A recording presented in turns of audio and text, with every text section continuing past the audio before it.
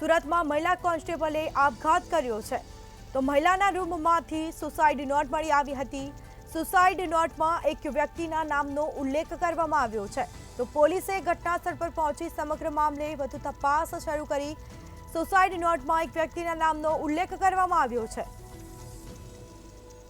સમાચાર પ્રાપ્ત થયા છે સુરતથી સમાચાર સામે આવી રહ્યા છે। મહિલા કોન્સ્ટેબલે આપઘાત કર્યો છે। મહિલાના રૂમમાંથી સુસાઇડ નોટ મળી આવી હતી। સુસાઇડ નોટમાં એક વ્યક્તિના નામનો ઉલ્લેખ કરવામાં આવ્યો છે તો પોલીસે ઘટનાસ્થળ પર પહોંચી સમગ્ર મામલે વધુ તપાસ શરૂ કરી છે।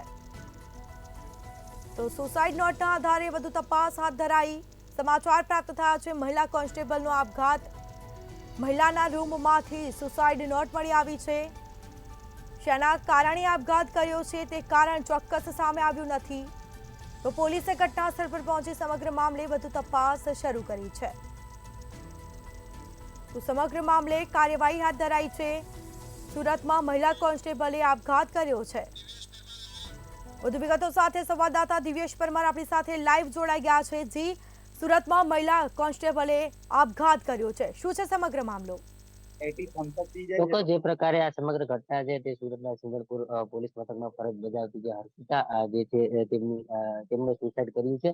અને આ સમગ્ર મામલે જો વાત કરવામાં આવે તો જે હર્ષિતા છે તે આગળના દિવસે ડ્યુટી પૂર્ણ કરીને ઘરે ગઈ હતી। ત્યારબાદ બીજા દિવસે આ હર્ષિતા જે છે તે ડ્યુટી પર હાજર ન થતા સતત ને સતત તેમને ફોન કરવામાં આવ્યો હતો, પરંતુ આખો દિવસ જે છે તેમને ફોન કરવામાં આવ્યો તેમ છતાં તેને ફોન રિસીવ કર્યો ન હતો અને સામેથી કોઈ પણ પ્રત્યુત્તર ન મળ્યો હતો। જેને લઈને પોલીસના જે અધિકારીઓ છે તે તેમના ઘરે ગયા હતા અને તેમના ઘરે ગયા બાદ જોયું તો રૂમનો દરવાજો બહારથી બંધ દરવાજો તોડી અને ઘરમાં પ્રવેશ કર્યો ત્યારે હર્ષિતા જે છે તે હર્ષનાબેન જે છે તેમની લાશ લટકી રહી હતી ને કહી શકાય કે તેમના ગળે ફાંસો હોવાનું ખાધો છે ને તે મરતા પહેલા તેમને એક સુસાઇડ નોટ પણ લખી છે। આત્મહત્યા કરી છે અને આત્મહત્યા કરતા પહેલા સુસાઇડ નોટ મળી તેમાં માતા અને ઉલ્લેખીને લખ્યું છે કે માતા મને માફ કરજો। સાથે સાથે તેમણે એ પણ જણાવ્યું છે કે જેમના પર વિશ્વાસ કર્યો છે તેમણે મારો વિશ્વાસ તોડ્યો છે અને તેના કારણે હું હિંમત હારી ગઈ છું અને તેથી જ હું આપઘાત કરી લઉં છું। આ પ્રકારની એક ચોંકાવનારી સુસાઇડ નોટ મળી છે અને સુસાઇડ નોટના આધારે પોલીસ જે છે તેને તપાસ હાથ ધરી છે। મહત્વનું કહી શકાય કે આજે પોલીસ કોન્સ્ટેબલ જે છે હર્ષનાબેન ચૌધરી એમના આપઘાતને લઈને ઉચ્ચ અધિકારીઓ જે છે તે પણ તપાસને જોતરાયા છે, કારણ કે જે પ્રકારે આ મહિલા કોન્સ્ટેબલ જે છે તે પોતાની ફરજ પૂર્ણ કરી અને પોતાના જે ઘરે છે તે પોતાના ઘરે ગઈ હતી અને તે દરમિયાન તેને પોતાના ઘરે જ ગળે ફાંસો ખાઈ આપઘાત કરી લીધો હતો। આપઘાત પાછળ અનેક ક્યાંક ચર્ચાઓ જ ઉઠવા પામી છે, કારણ કે તેમણે જે પ્રકારે ઉલ્લેખ કર્યો છે તેમાં સ્પષ્ટ કહેવામાં આવ્યું છે કે તેમણે એક વ્યક્તિ પર ભરોસો કર્યો હતો ને તે વ્યક્તિએ તેમનો ભરોસો તોડ્યો છે।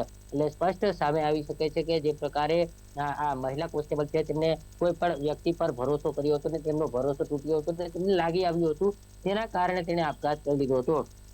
આ સમગ્ર મામલે તેમની માતા અને બેન જે છે તેમના ઉલ્લેખ કરવામાં આવ્યો છે અને તેમને જણાવવામાં આવ્યું છે કે મને માફ કરજો, કારણ કે જે પ્રકારે આપઘાતનું પગલું ભર્યું હતું અને તેથી તેનાથી દૂર થઈ રહ્યું હતું તેથી માફ કરવા તેમણે સુસાઇડ નોટમાં ઉલ્લેખ કર્યો છે। સ્પષ્ટ કહી શકાય કે જે પ્રકારે આ મહિલા પોલીસ કોન્સ્ટેબલ જે છે તેના આપઘાતની પાછળ અનેક ચર્ચાઓ જે છે તે ઉઠવા પામી છે। હાલ સમગ્ર મામલે પોલીસના ઉચ્ચ અધિકારીઓ જે છે તેમને તપાસ શરૂ કરી છે। હાલ લાશને પીએમ અર્થે હોસ્પિટલ ખસેડી વધુ તપાસ હાથ ધરી છે। જી, શેના કારણે આપઘાત કર્યો છે, કોઈ ચોક્કસ માહિતી સામે આવી છે અને કોઈ વધારે માહિતી સામે આવી છે કે કેમ તપાસમાં? ચોક્કસ જે પ્રકારે આ આપઘાતનું આ સમગ્ર બનાવ બન્યો છે તે પોતાની ડ્યુટી પૂર્ણ કરી અને પોતાના ઘર જે છે સુરતમાં રહેતા હતા તે પ્રકારે તેમના ઘરે ગયા હતા। ત્યારબાદ અચાનક જ તેમને શું એવું સૂઝ્યું કે સુસાઇડ નોટ લખી હતી ને સુસાઇડ નોટમાં સ્પષ્ટ કહી શકાય કે ઉલ્લેખ કરવામાં આવ્યો છે કે મેં જેના પર વિશ્વાસ કર્યો તેને મારો વિશ્વાસ તોડ્યો। એટલે આ જે વિશ્વાસ જેને તોડ્યો છે એ વ્યક્તિ જે છે તેમને ખાસ ટાર્ગેટ કરવામાં આવ્યું છે ને તેના જ કારણે તેમને આ આપઘાતનું પગલું ભર્યું છે। એટલે પોલીસ તે દિશામાં પણ તપાસ હાથ ધરી છે। ખાસ કરીને કોલ ડિટેલ થી માંડી અને તમામ જે વસ્તુઓ છે તે ચકાસવામાં આવી રહી છે, કારણ કે આ મહિલા કોન્સ્ટેબલ જે છે તે કોના સંપર્કમાં વધારે હતા, કોની સાથે વાત કરતા હતા, આ કોણ વ્યક્તિ છે કે જેનાથી તેમનો વિશ્વાસ તૂટ્યો છે ને તેના કારણે તેને આપઘાત કર્યો છે। આ સમગ્ર મામલે પોલીસે તપાસ હાથ ધરી છે, કારણ કે આ મહિલા કોન્સ્ટેબલ જે છે આત્મહત્યા કરતા પહેલા જે સુસાઇડ નોટ લખી હતી તેમાં સ્પષ્ટ ઉલ્લેખ કરવામાં આવ્યો છે કે જેના પર વિશ્વાસ કર્યો છે તેમણે વિશ્વાસ તોડ્યો છે. એટલે સ્પષ્ટ કહી શકાય કે આ મહિલા કોન્સ્ટેબલ જે છે પોતાની ફરજ પૂર્ણ કરી ઘરે આવ્યા ત્યારબાદ કોની સાથે વાત થઈ, કોને દ્વારા શું કહેવામાં આવ્યું તે સમગ્ર મામલે પોલીસે તપાસ હાથ ધરી છે. કારણ કે જે પ્રકારે આ મહિલા કોન્સ્ટેબલની જે ગળે ફાંસો કાઢેલી હાલતમાં જે લાશ મળી આવી છે તેને લઈને પોલીસના ઉચ્ચ અધિકારીઓ ઘટનાસ્થળમાં પહોંચી ગયા હતા અને સમગ્ર મામલે તપાસનો દોર શરૂ કર્યો છે. જોકે આ સમગ્ર મામલે જે છે તે ખાસ મહત્વનો પુરવાર મોબાઈલ છે તે થઈ શકે છે. કારણ કે કોલ ડિટેલના આધારે જેના પર જે વિશ્વાસ તોડવામાં જે આરોપ મૂકવામાં આવ્યો છે તે કોણ છે તે પકડાઈ શકે છે. એટલે પોલીસે તે દિશામાં પણ તપાસ હાથ ધરી છે. મહિલા કોન્સ્ટેબલ છે અને ફરજ પૂર્ણ કરી અને પોતાના ઘરે ગયા હતા ત્યારબાદ આ પ્રકારે આત્મહત્યા કરી લીધી છે. તેના કારણે પણ અનેક સવાલો ઉઠી રહ્યા છે. જોકે હાલ જોવાનું રહે છે કે આ જે વ્યક્તિ છે તે પોલીસ લાઈનમાંથી જ કોઈ છે કે અન્ય કોઈ વ્યક્તિ છે. કારણ કે જે પ્રકારે સહકર્મી પણ હોઈ શકે છે અને અન્ય કોઈ પણ હોઈ શકે છે. એટલે જે પ્રકારે તેમની આ વિશ્વાસઘાત જે તેના પર થયો છે, વિશ્વાસ તૂટ્યો છે, તે કોણ છે તે ખરેખર તે દિશામાં પોલીસ હાલ તપાસ હાથ ધરી રહી છે અને સમગ્ર મામલે એક બાદ એક તમામ પુરાવા એકત્ર કરી રહી છે. જી, આ કેટલા સમયથી મહિલા કોન્સ્ટેબલ પોલીસ ખાતામાં ફરજ બજાવતા હતા? ચોક્કસથી જે પ્રકારે આ મહિલા કોન્સ્ટેબલ છે તે છેલ્લા 2 વર્ષથી સુરતની અંદર રહેતા હતા અને સુરતની અંદર 2 વર્ષથી ફરજ બજાવતા હતા. ખાસ કરીને માંગરોળ તાલુકાના જે તેમનું ગામ છે ત્યાંના વતની છે અને આ જે હર્ષનાબેન જે ચૌધરી છે તે ત્યાંના વતની છે અને તે સુરત ખાતે સિંગલપુર પોલીસ મથકમાં તાત્કાલિક ફરજ બજાવતા હતા અને આ જ વિસ્તારમાં ત્યાં રહેતા હતા. જોકે આ સમગ્ર મામલે જે મહિલા કોન્સ્ટેબલ કહી શકાય કે ક્યાંક ને ક્યાંક ડિપ્રેશનમાં આવી ગયો હોય તેવું લાગી રહ્યું છે. કારણ કે જે પ્રકારે એ બાજુમાં જ એમનું ગામ કહી શકાય, માંગરોળ તાલુકાનું જે તેમનું ગામ છે ત્યાં ગામ નજીક છે, પરંતુ પરિવારજનોને કહેવા પહેલા તેને આત્મહત્યા કરવાનું પસંદ કર્યું હતું.